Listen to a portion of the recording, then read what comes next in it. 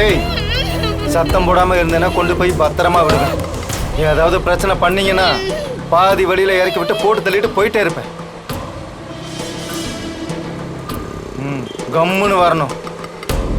டேய், சீக்கிரம் ஓட்டுறா வண்டிய.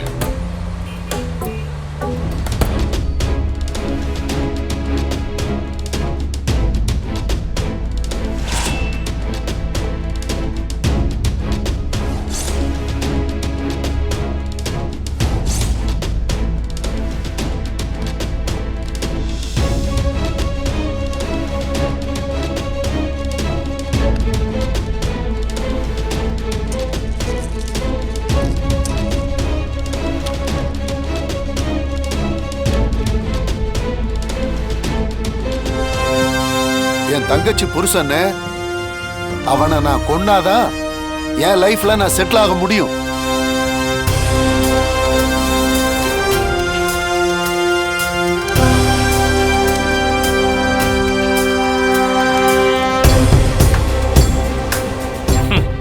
நீ செட்டில் ஆனா மட்டும் பத்தாது, கம்பெனில எனக்கு 50-50 ஷேர் வேணும். 50-50 அதெல்லாம் பக்காவா கேளு. அந்த 50-50 வேணும்னா முதல்ல நம்ம 2 பேரும் சேர்ந்து அந்த கொலைய பண்ணிட்டு அந்த பழிய அந்த ஜெயராணி மேலையும் அவ புருஷன் மேலையும் போடணும்.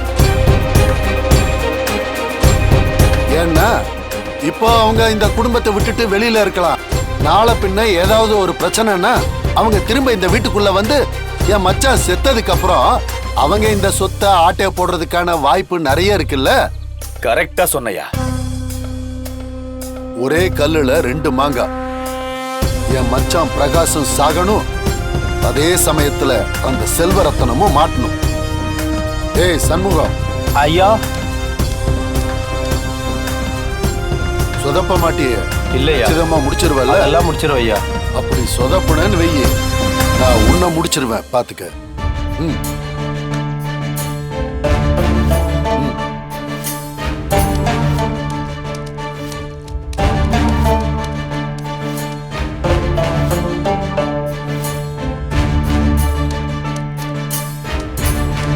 நாளை பின்ன என்னை கை கழுவி விட்டுட்டீங்கன்னா, பணம் தராமல் ஏமாத்திட்டீங்கன்னா, அப்போ இந்த கேசட்டு யூஸ் ஆகல.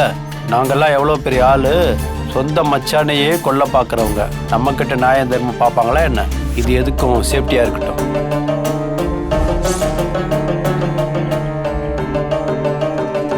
ஆக்சிடென்ட் டேட்டா இந்த கேசட்ல எழுதியிருக்காருன்னா கண்டிப்பா இதுல ஆக்சிடென்ட்டுக்கான ஆதாரம் ஏதோ ஒன்று இருக்கு. ஆனா அவரும் அவரோட ஒய்ஃபும் எங்க போனாங்க? அதுவும் வீட்டுக்கு கூட போட்டாம போயிருக்காங்க. ஏதாவது பிரச்சனையா இருக்குமா?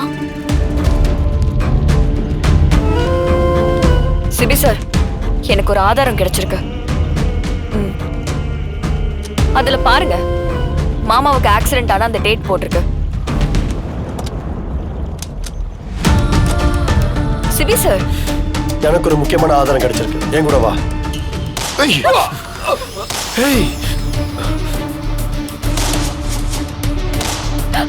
CP sir. தமிழ்.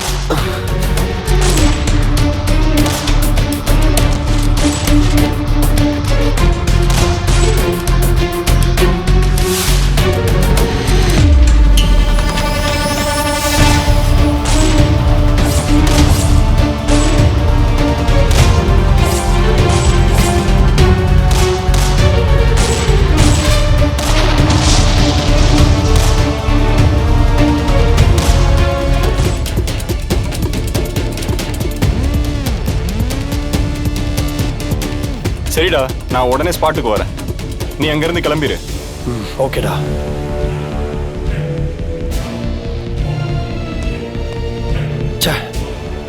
உங்க அப்பா ஆக்சிடென்ட் பண்ணலன்னு சொல்லிட்டு இருந்தல்ல, அவர் தான் குற்றவாளி நிரூபிக்கிறதுக்கு எனக்கு ஒரு விட்னஸ் கிடைச்சது.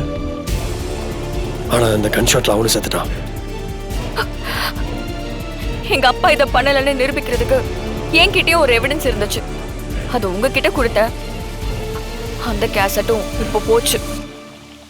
எனக்கு அதுல சுத்தமா நம்பிக்கை இல்லை. ஏன்னா சம்பவம் நடந்தப்போ கூட இருந்தவரே சொன்னாரு உங்க அப்பா தான் இந்த ஆக்சிடென்ட் பண்ண சொன்னாருன்னு.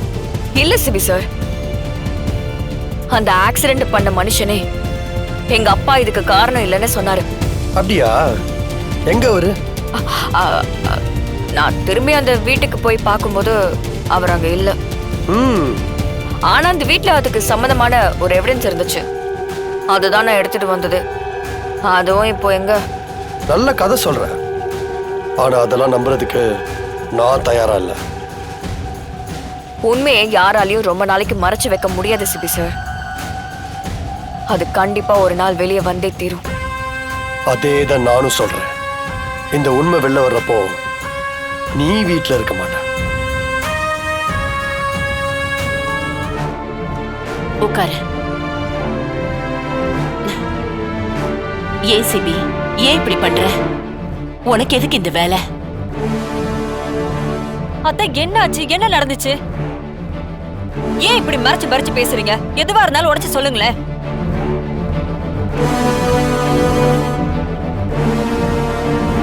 சிபி, பிரகாஷோட ஆக்சிடென்ட் கேஸ இன்வெஸ்டிகேட் பண்ண போயிருக்கான்.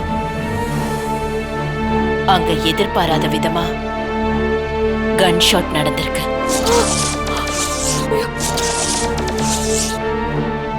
துப்பாக்கியாலையா? துப்பாக்கியால சுட்டாங்களா? என்னால அதை கண்டும் காணாம இருக்க முடியல. போலீஸ் விசாரிக்கிறபடி விசாரிக்கட்டும்.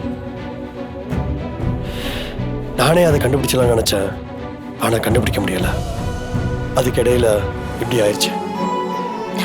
தமிழ், உனக்கு எதுவும் ஆகல? எனக்கு எதுவும் ஆகல ஜனாமா. ஜானு, தமிழ் தான் என்னை காப்பாத்தினா.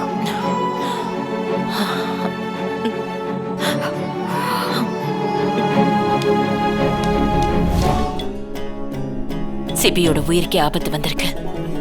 யார் அது? யார் சுட்டது? ஏ மனு,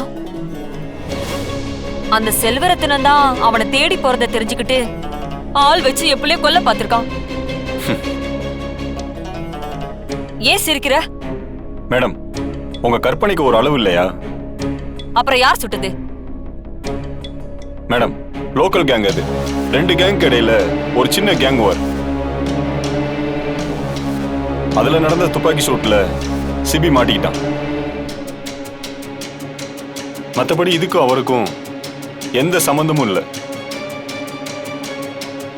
மனோ, என்ன நடந்தாலும் சரி, அந்த செல்வரத்னத்தை கண்டுபிடிச்சே ஆகணும். எவ்வளவு சீக்கிரம் முடியுமோ அவ்வளவு சீக்கிரம் இன்வெஸ்டிகேஷன் ஸ்டார்ட் பண்ணு. நடந்த கன்ஷாட்ல ஒரு முக்கியமான விட்னஸ் இறந்துட்டாரு. அது மட்டும் தான் எனக்கு கொஞ்சம் வருத்தமா இருக்கு. சிபி, விடுறா, பாத்துக்கலாம். நீ போய் ரெஸ்ட் எடு. சரி. ம்.